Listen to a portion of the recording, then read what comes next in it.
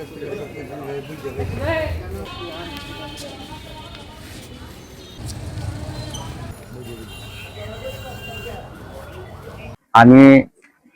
আজ এখানে আসার উদ্দেশ্য হলো স্যারের উদ্দেশ্যে স্পিকার।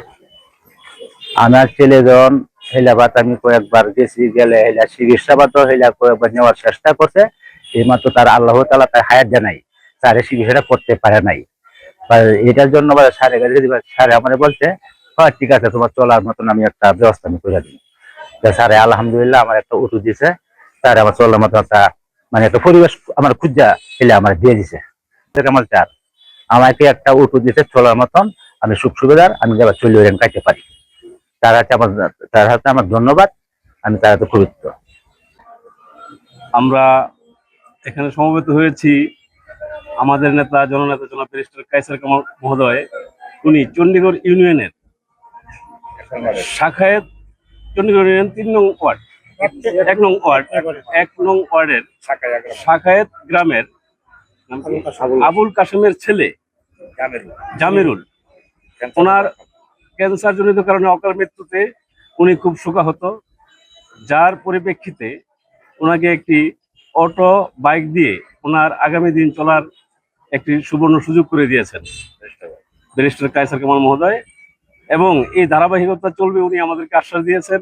ইতিপূর্বে আপনারা জানেন যে ঘর, তারপরে এই সামারসেল এবং শ্মশান ঘাটের শ্মশান ঘর বিভিন্নভাবে এরকম অটো আরো অনেকবার দিয়েছেন। উনি যেখানে দারিদ্রতার ছোঁয়া পেয়েছেন সেখানে ওনার এই দানের হাত প্রসারিত করেছেন।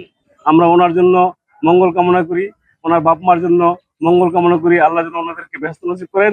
পাশাপাশি যাকে আজকে এই বাইকটি দেওয়া হলো, উনি যেন এই বাইকের মাধ্যমে ওনার জীবিকা নির্বাহ করার জন্য খুব সুন্দরভাবে তার সংসার নিয়ে চলাফেরা করতে পারেন, সেই জন্য আমরা দোয়া করি। ধন্যবাদ সবাইকে।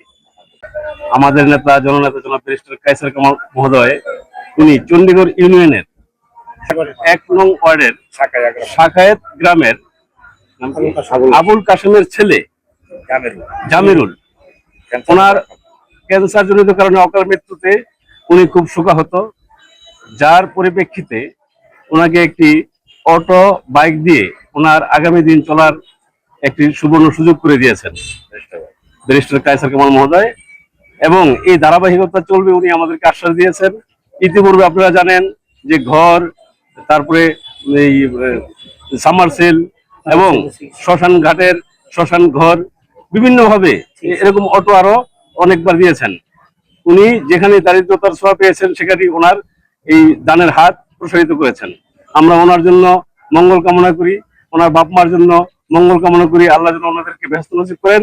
পাশাপাশি যাকে আজকে এই বাইকটি দেওয়া হলো, উনি যেন এই বাইকের মাধ্যমে ওনার জীবিকা নির্বাহ করার জন্য খুব সুন্দরভাবে তার সংসার নিয়ে চলাফেরা করতে পারেন, সেই জন্য আমরা দোয়া করি। ধন্যবাদ সবাইকে।